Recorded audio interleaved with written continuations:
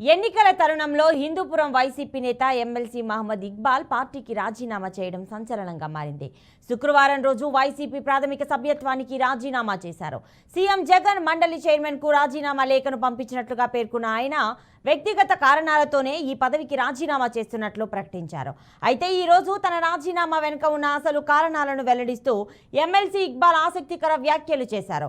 Hindupur ticket ఇవ్వనందుకు కాదు, అమర్యాదగా ప్రవర్తించినందుకే వైసీపీకి రాజీనామా చేశానని స్పష్టం చేశారు. మైనారిటీలకు, పోలీసులకు ఏమీ చేసే అవకాశం ఇవ్వలేదన్న ఆయన చంద్రబాబు హయాంలోనే మైనారిటీలకు రక్షణ ఉండేదన్నారు. ఇక 2 రోజుల్లో చంద్రబాబు సమక్షంలో టీడీపీలో చేరుతానని ప్రకటించారు ఎమ్మెల్సీ ఇక్బాల్.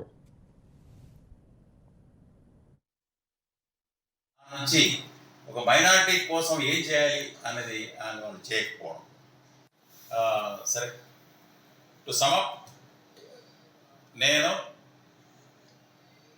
నన్ను హిందూపురంలో అభ్యర్థిగా నిలబెట్టనందుకు కాదు,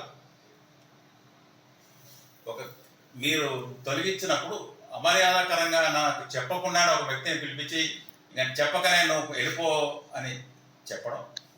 2, ఒక అధికారిగా మైనారిటీ కమిషనర్గా, సెక్రటరీగా పనిచేసి తర్వాత వక్ఫ్ బోర్డ్ స్పెషల్ ఆఫీసర్ పనిచేసి నా నుంచి ఒక మైనారిటీ కోసం ఏం చేయాలి అన్నది ఆయన చేయకపోవడం.